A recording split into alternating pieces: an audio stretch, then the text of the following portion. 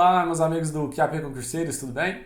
Bora lá para a parte 2 da nova lei de abuso de autoridade. Nessa aula nós daremos continuidade, vamos começar mostrando já os crimes de abuso de autoridade. Importante a gente relembrar um pouco do que a gente falou na aula passada, né? Os pontos mais importantes, falamos sobre os efeitos de condenação, né? Que você é obrigado a indenizar o dano quando você realmente foi condenado, né, por abuso de autoridade.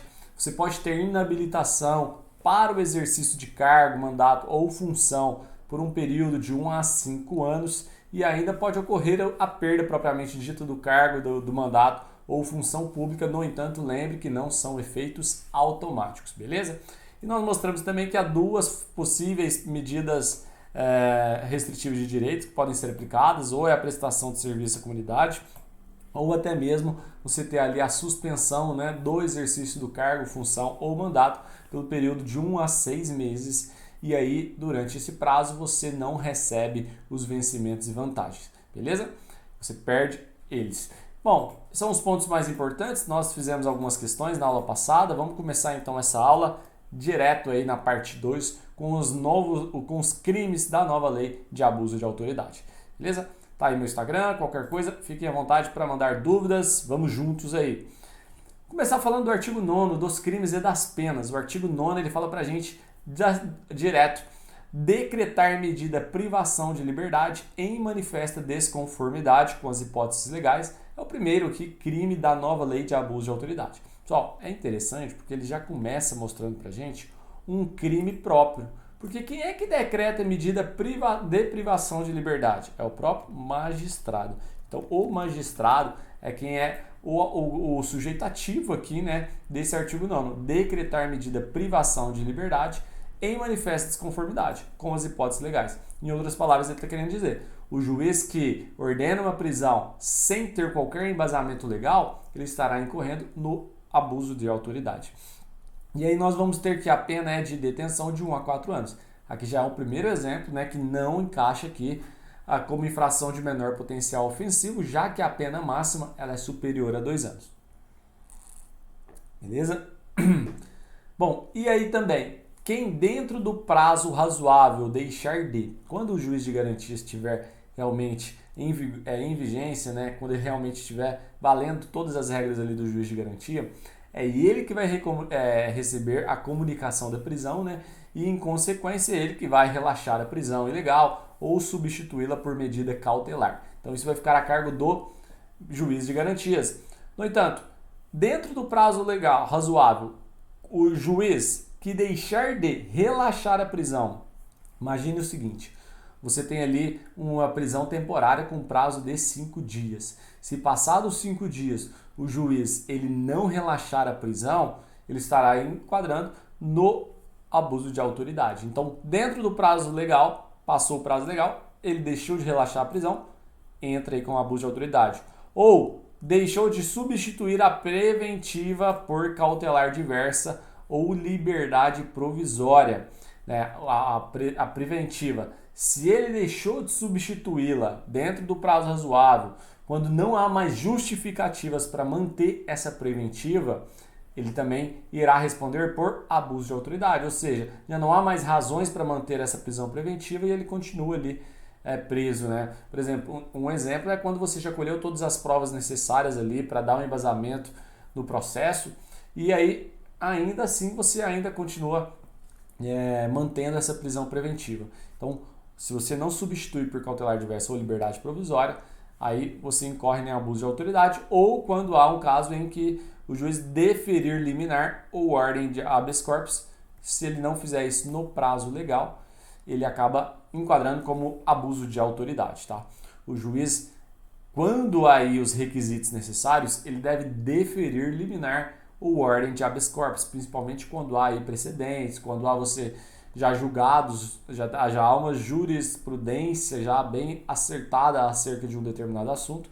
Então, o juiz que não deferir liminar ou ordem de habeas corpus, ele vai incorrer em abuso de autoridade. Então, esse artigo 9º, todo ele é crime próprio de magistrado. Ou ele prendeu sem embasamento legal, ou ele deixou de soltar aquele indivíduo por qualquer razão que não esteja prevista em lei, abuso de autoridade.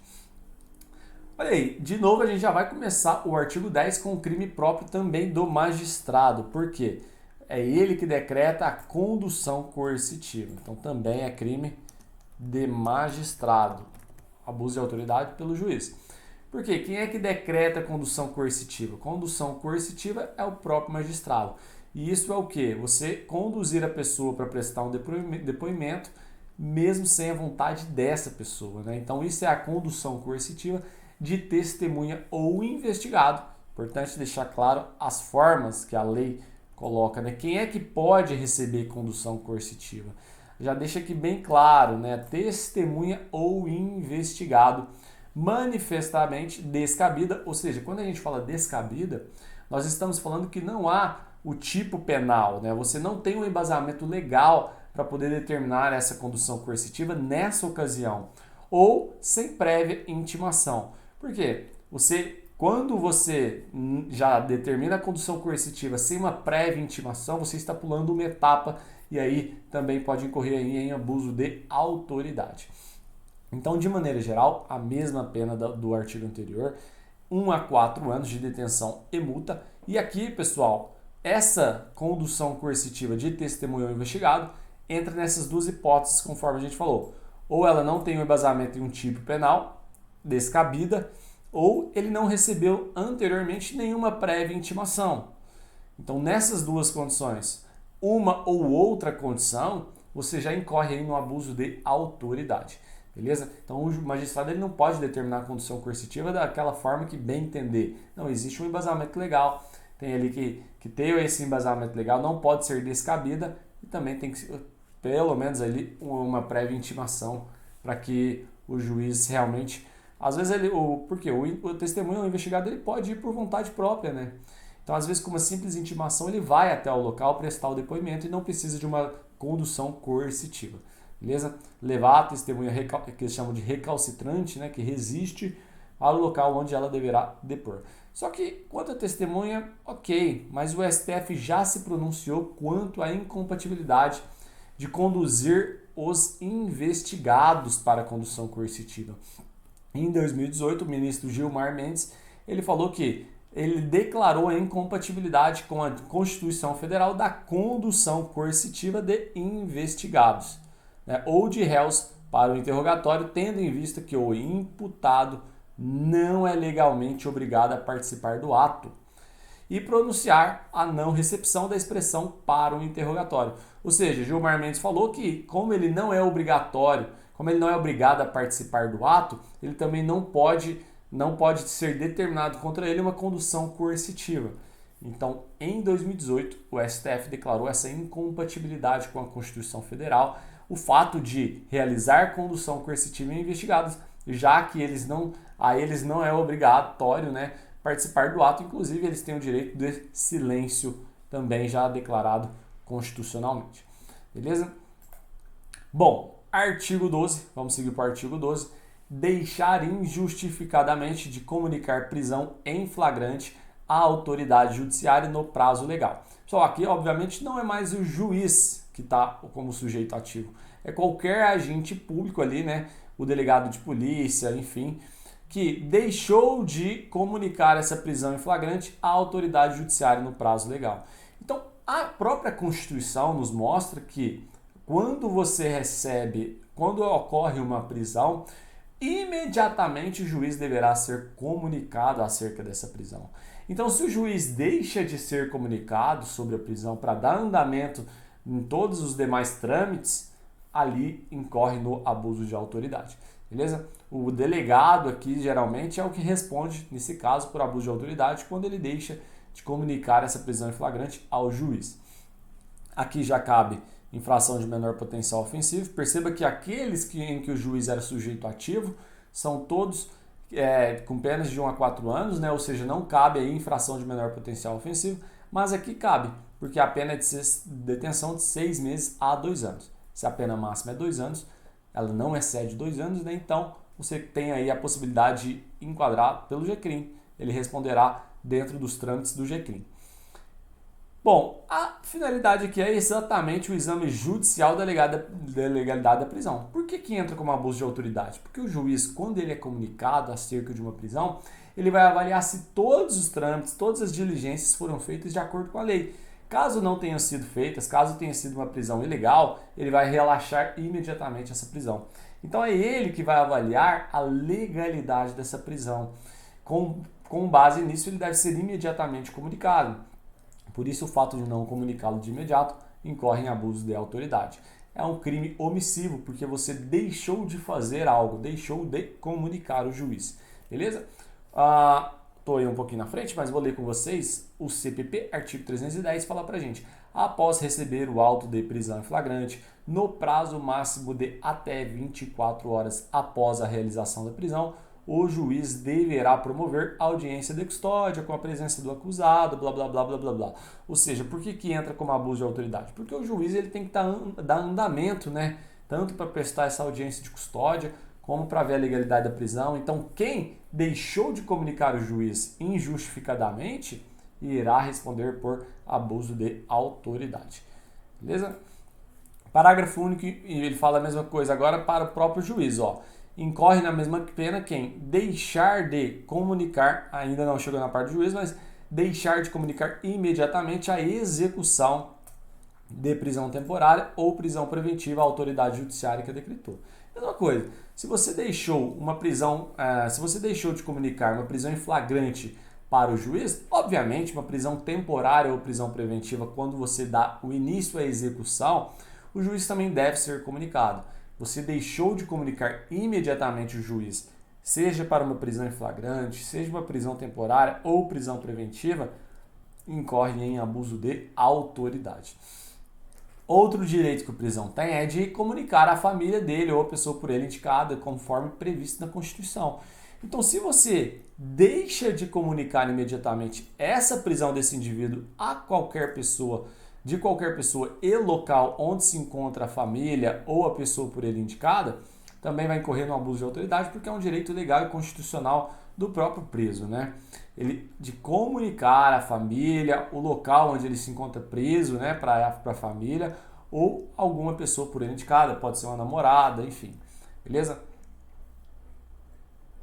Perceba que aqui não há muitas brechas, né? Você, na hora de da prisão, comunica o juiz. Na hora seja ela prisão flagrante, prisão temporária, prisão preventiva, ao preso, você tem que comunicar a família dele ou a pessoa por ele indicada imediatamente, beleza? Senão incorre. Porque a própria Constituição, do seu artigo 5º, fala: a prisão de qualquer pessoa e local onde se encontre serão comunicados imediatamente ao juiz competente e à família do preso ou à pessoa por ele indicada. Então, na nossa própria Constituição já tem essa previsão legal. E ainda, no artigo 5º ainda fala: é assegurado aos presos o respeito à integridade física e moral. Isso dá embasamento para um outro crime aqui na nossa lei de abuso de autoridade, que entra aqui o inciso 3º e o inciso 4º. Quando você deixa, também crime omissivo, porque você deixou de fazer algo, quando você deixa de entregar ao preso no prazo de 24 horas nota de culpa. O que é a nota de culpa, pessoal? É você explicar a ele por meio de uma nota o porquê da prisão dele, qual que é o motivo da prisão dele, quem é que são os policiais envolvidos nessa prisão, qual é a autoridade que está conduzindo ali essa polícia judiciária, esse time da polícia judiciária. Então perceba que essa nota de culpa, ela tem que ser entregue para o preso para que ele saiba tudo o que está acontecendo, por que ele foi preso, por quais policiais que ele foi preso, quem é a autoridade responsável. Isso tudo tem que ser feito no prazo de 24 horas. Por que a gente tem que contar para ele por que ele está sendo preso? Para que ele possa estabelecer a sua defesa.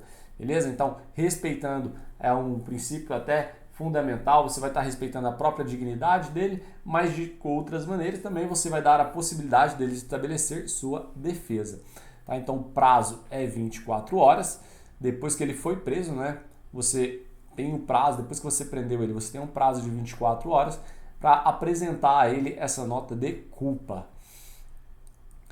Prolonga a execução de pena privativa de liberdade, prisão temporária, de prisão preventiva, de medida de segurança ou de internação sem motivo justo e excepcionalista, de executar o alvará de soltura imediatamente após recebido ou de promover a soltura do preso quando esgotado o prazo judicial ou legal. Pessoal, então é isso, ó. Você tem um prazo legal, ele tem ali para ficar preso durante 20 dias. Se você prolonga, né, a gente até comentou isso mais para trás um pouquinho, mas se você prolonga, até comentamos aqui,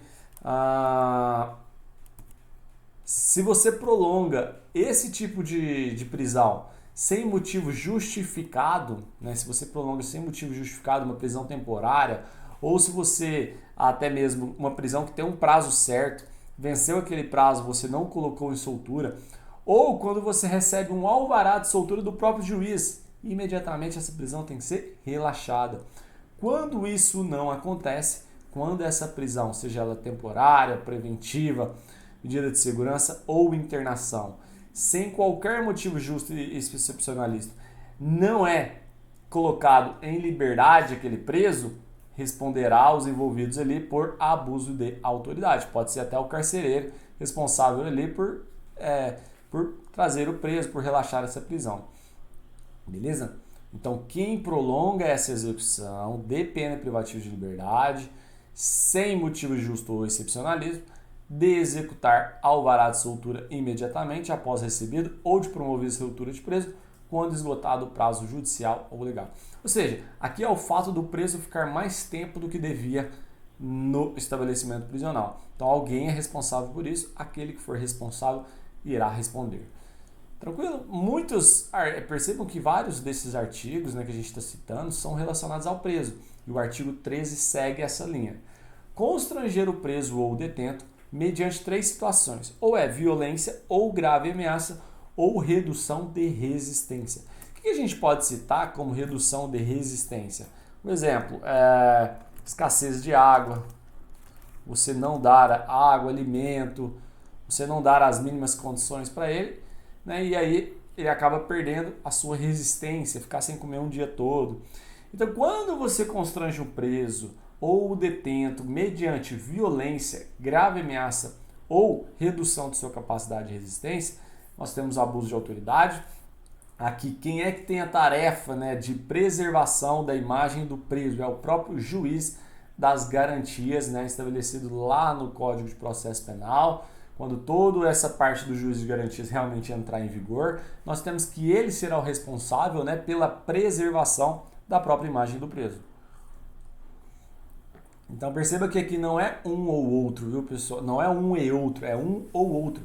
Ou se age com violência contra o preso, ou se age com grave ameaça, ou se age com redução de resistência. Cuidado que essa violência, quando chega ao nível de tortura, quando atende todos os pré-requisitos para que haja uma tortura, ele irá responder lá na lei de tortura e não aqui. Beleza, pessoal? Se há violência ou grave ameaça, mas com todos os demais requisitos lá da lei de tortura, ele irá responder lá e não aqui. Tá? Aqui, basicamente, com violência, grave ameaça ou redução de resistência. Vamos lá.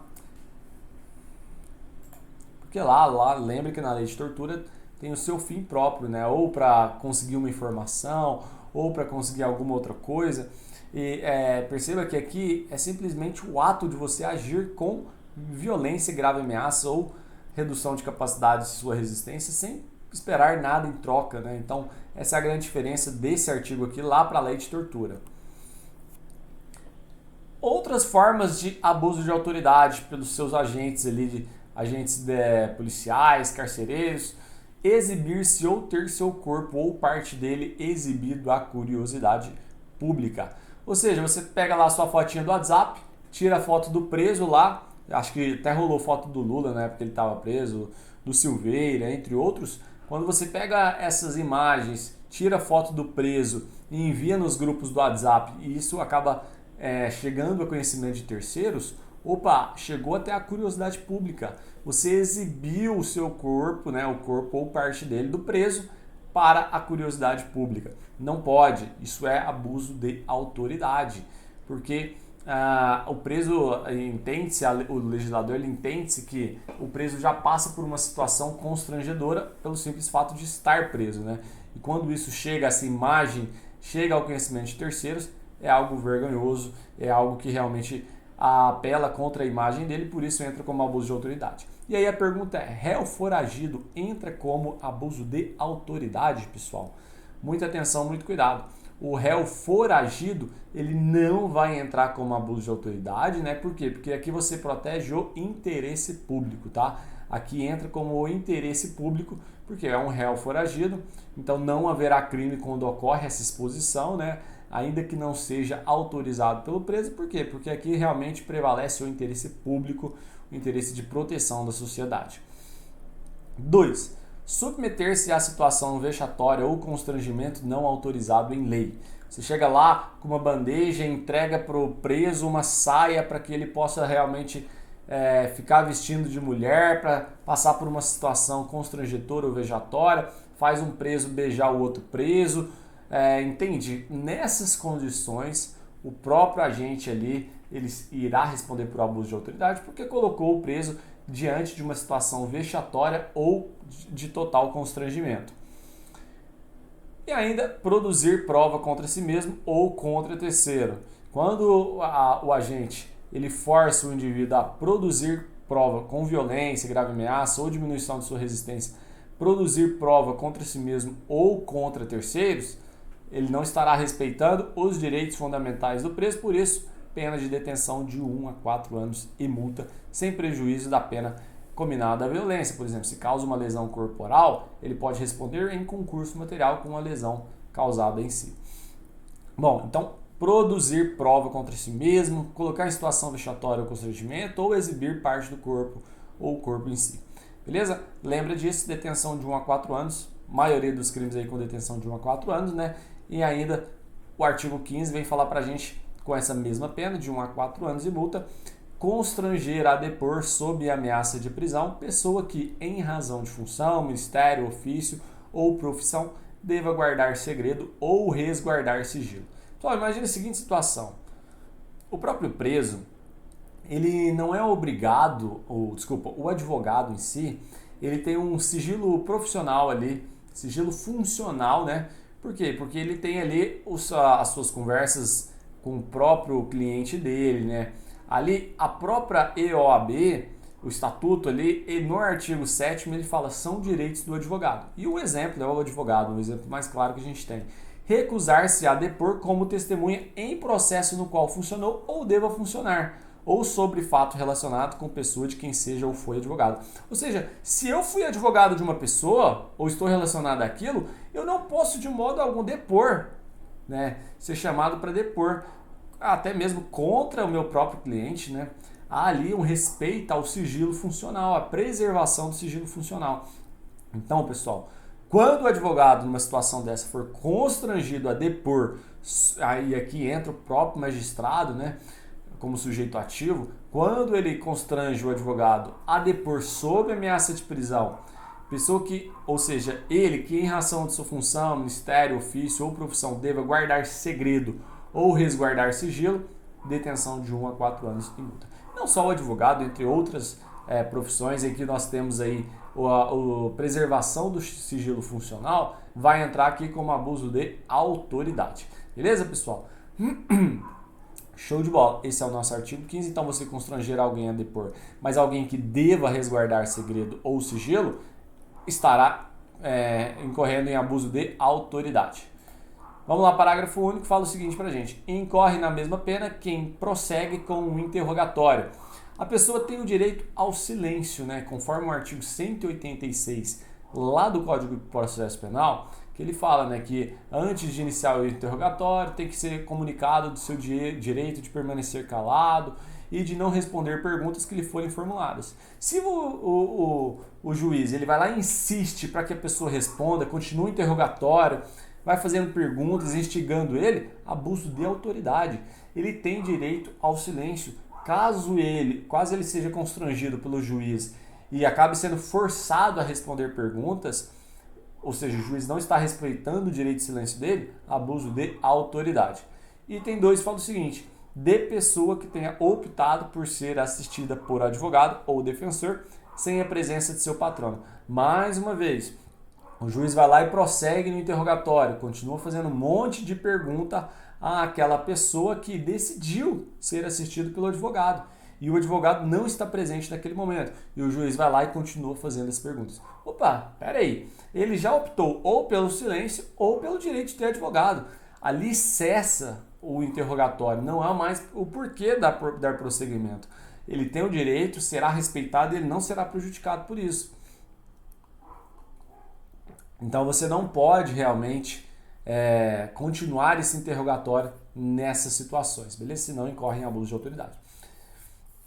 O CPP, no próprio artigo 185, ele falou: o acusado que comparecer perante a autoridade judiciária no curso do processo penal será qualificado e interrogado na presença de seu defensor, constituído ou nomeado.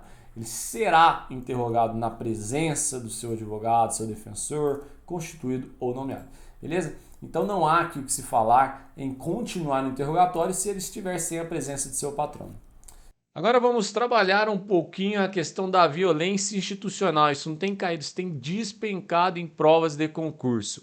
Violência institucional, artigo 15A, foi inserido em 2022 pela Lei 14.321. O que fala esse artigo? Submeter a vítima de infração penal ou a testemunha, já para aqui um pouquinho, porque nós temos que ter atenção que a violência institucional é contra vítima ou testemunha. E de quais crimes? Violentos. Então a gente já tem que começar a anotar as palavras importantes aqui.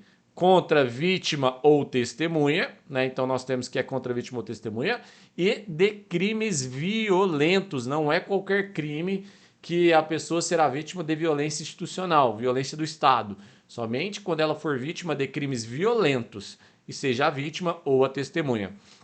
Então, quando a gente submete a vítima ou testemunha de crimes violentos a procedimentos desnecessários, repetitivos ou invasivos, como, por exemplo, adentrar na vida particular da pessoa,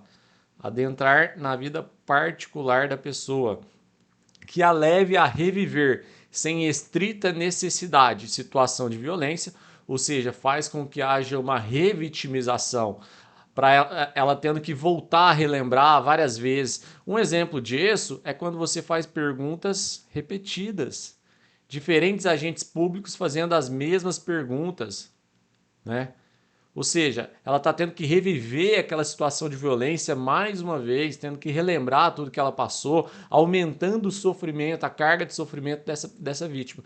Então, perceba que ela tendo que reviver essa situação de violência, ou até mesmo a testemunha. Às vezes a testemunha que presenciou um crime violento, ela começa a desenvolver a síndrome do pânico e cada vez que toca no assunto ela sofre mais. E os agentes públicos voltam a chamar ela para várias audiências, repete as perguntas e acaba revitimizando ela. Então é o próprio Estado aumentando a carga de violência e de vitimização contra vítimas e testemunhas de crimes violentos.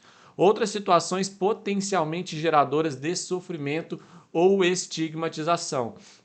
Deixar ali a vítima no mesmo espaço que outras pessoas, que outras pessoas que estão respondendo crime ali na delegacia, ficar esperando por horas e horas, né? Então, fazer com que potencialize o sofrimento e a estigmatização, né?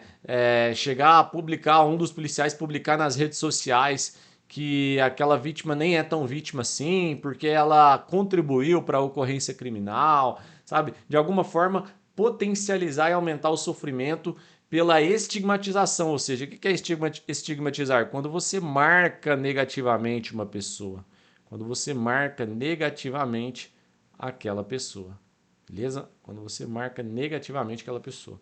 Pena de detenção, 3 meses a 1 ano, uma pena que a pena máxima é de 1 ano, então é uma pena que enquadra dentro dos crimes de menor potencial ofensivo, né? São as características que nós temos aqui nos crimes de abuso de autoridade. E se o agente público permite, olha a diferença do parágrafo 1º para o artigo 2º, aqui o agente público permite que um terceiro, que uma pessoa da população intimide a vítima de crimes violentos, né, gerando indevida revitimização ou até mesmo que outro agente público faça isso. Então, se esse agente público permite, ele dá espaço, ele às vezes até de certa forma, se omite a essa situação, ele vai ter a pena aumentada de 2/3. Então, o agente público ele vai ter a pena aumentada de 2/3 se, além dele submeter essa vítima a esses procedimentos desnecessários, ele permitir que um terceiro ainda também o faça, aumentando a revitimização. Portanto, esse agente recebe uma pena aumentada de 2/3. E se o agente público intimidar, agora ele não está permitindo, se ele mesmo intimida a vítima de crimes violentos, gerando indevida revitimização, ele vai receber a pena em dobro. Tá? Então aqui agora, olha o verbo, intimidar, coisa que ainda não havia sido feito antes. Né? Por quê? Porque agora ele está intimidando, ele está até provocando, de certa forma, essa vítima de crimes violentos. Então, aumentando a revitimização ainda mais, porque agora ele está sendo até um pouco agressivo, né? Com as palavras, agressivo moralmente. Então, é o agente público intimidando, né? Ele não está apenas permitindo agora, mas está intimidando diretamente vítima de crimes violentos. Eu chamo a atenção que nesse parágrafo 2º é específico para a vítima de crimes violentos e o parágrafo 1º também. A testemunha ela só é abarcada pelo caput do artigo. Perfeito? E aqui, nesse caso, o agente público ele vai responder a pena em dobro por ter intimidado essa vítima. Show de bola! Artigo 16. Deixar de identificar-se ou identificar-se falsamente ao preso por ocasião de sua captura ou quando deva fazê-lo durante sua detenção ou prisão. Ou seja, na hora de se identificar para o preso, ele vai lá e fala um outro nome para o preso. Ele se identifica falsamente, né? Ou até mesmo depois, posteriormente, na hora de apresentar a identidade, você apresenta uma identidade que não é a sua, identidade falsa, abuso de autoridade. Se eu vou prender alguém, eu tenho que chegar e falar, ó, sou Rodrigo Montes, sou perito criminal, estou aqui realizando sua prisão por causa disso, aquilo, blá, blá, blá. E me identifiquei como policial para poder realizar a prisão desse indivíduo, tá? Então, se eu me identifico falsamente, ou seja, se eu coloco um outro nome, não mais Rodrigo Montes, mas um outro nome qualquer, eu estarei me identificando falsamente ao preso, por ocasião dessa captura dele ou quando devo fazê-lo durante sua detenção, de sua prisão. Não só durante a captura, viu, pessoal, mas também durante o período que ele está cumprindo a sua pena de restritivo de liberdade. Detenção de 6 meses a 2 anos, ele não vai responder propriamente pelo Código de Processo Penal, mas ele vai responder aqui pela nova lei de abuso de autoridade. Senão estaria bis in idem, né? Ele estaria respondendo 2 vezes pelo mesmo ato. Parágrafo único. Incorre na mesma pena quem, como responsável por interrogatório, em sede de procedimento investigatório de infração penal, deixar de identificar-se ao preso ou atribui a si mesmo falsa identidade, cargo ou função. Pessoal, se eu vou realizar um interrogatório, de imediato eu tenho que me identificar ao preso. Tá? Mesmo que não fui eu que fiz a captura, lá o policial que fez a captura, ele já se identificou ao preso. Né? Ele passou sua identidade a ele, o nome, enfim, ao seu cargo. Agora, se é outro policial que vai realizar o interrogatório, o preso também tem direito de saber quem é esse policial que vai realizar o interrogatório, qual é a sua função. E aí, caso realmente você deixe de identificar-se ou atribui a si uma falsa identidade, cargo ou função, estará incorrendo no abuso de autoridade. Eu sou Rodrigo Montes, sou perito criminal e vou realizar o seu interrogatório. Simples, 2 segundos você se identifica e se você se identifica falsamente também. São 2 opções, ou não se identifica ou identifica-se falsamente. E aí incorre no abuso de autoridade. Beleza, meus amigos? Vamos lá para o artigo 18. Submeter o preso a interrogatório policial durante o período de repouso noturno, salvo ser capturado em flagrante delito ou se ele, devidamente assistido, consentir em prestar declarações. Só, olha só, isso é interessante, começa a ficar aqui, coloca até um asterisco para esse slide que ele é bem importante. Quando você submete o preso a interrogatório policial durante o período de repouso noturno, pessoal, o que é período de repouso noturno? Essa lei ela vem falar lá mais para frente, ela vem deixar isso mais claro. Eu já vou antecipar para vocês. Ela considera como repouso noturno de 21 horas até às 5 horas da manhã. Isso é repouso noturno, de forma bem objetiva ela traz o que é repouso noturno para essa lei. Antes não tinha essa previsão, por exemplo, a lei anterior, ela não trazia essa previsão objetiva de repouso noturno. Aqui já é de tom claro, é das 21 horas até as 5 horas. Então, quando você submete o preso a esse interrogatório policial, durante esse período, salvo se capturado, aí sim, se for capturado em flagrante ou se ele consentir, aí você pode prestar declarações, ele pode prestar declarações. Mas em duas situações. No período noturno só tem duas condições. Ou é flagrante ou ele consente. Esse é o primeiro passo. Período noturno, ou flagrante ou ele consente. Tem gente que acha que é só flagrante. Não, se ele consentir, beleza, segue o jogo em período noturno mesmo. Agora, em período de repouso noturno, se das 21 horas às 5 horas, só nessas duas condições. Nas demais, né, no período diurno, vespertino, enfim, aí beleza, aí ele pode prestar interrogatório tranquilamente. Mas nesse período, ou ele consente ou é flagrante delito. É a exceção. A regra é não ter interrogatório em período de repouso noturno. Só que nem sempre isso será cumprido. Então eu já pergunto para vocês o que é período noturno e essa lei já traz a resposta ali mais adiante. Se não me engano, no artigo 21, ela traz o que é período noturno de 21 horas às 5. Perfeito? Show de bola! E aqui a detenção de 6 meses a 2 anos. Perceba que aqui a gente sempre está falando de penas de detenção de 1 a 4 ou de 6 a 2 anos. 6 meses a 2 anos. Então, está sempre variando nessas duas faixas, né? Se sua prova cobrar de você, lembra que vai ser uma ou outra.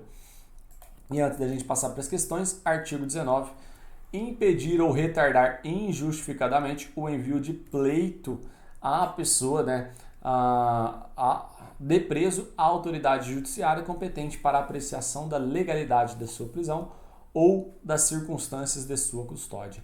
Pessoal, aqui é qualquer agente público que entra como sujeito ativo, qualquer agente público, beleza?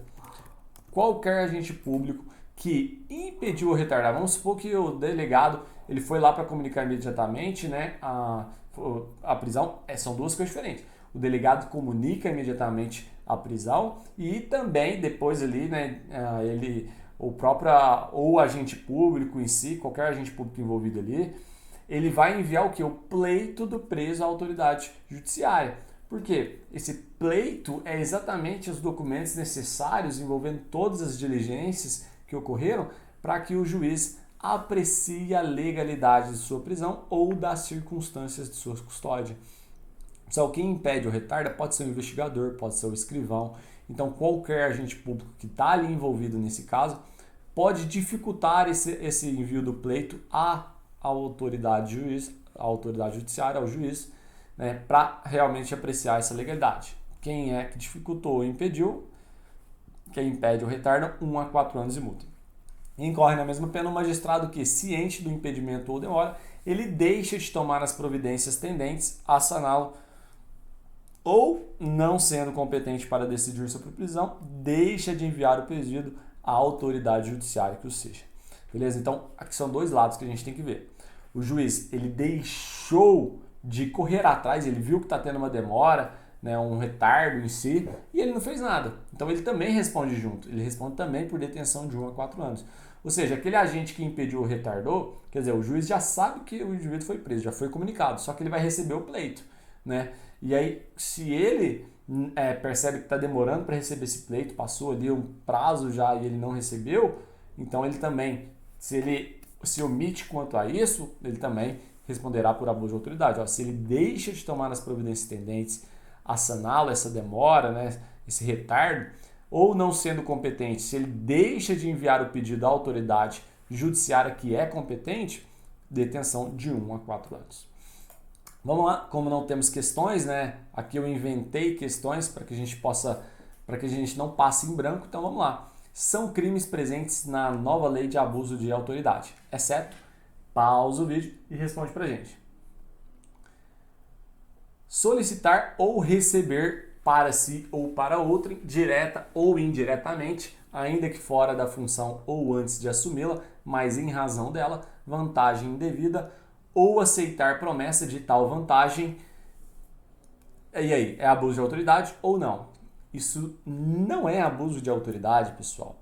Isso daqui, para quem já estudou ali toda a parte do Código Penal, vai lembrar que isso aqui nós estamos falando de corrupção passiva, crime contra a administração pública, crime de corrupção passiva, beleza?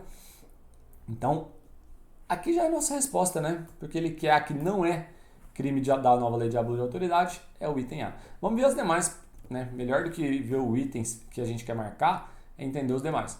Submeter o preso a interrogatório policial durante o período de repouso noturno, salvo se capturado em flagrante delito ou se devidamente assistido consistir em prestar declarações. Crime presente lá, beleza.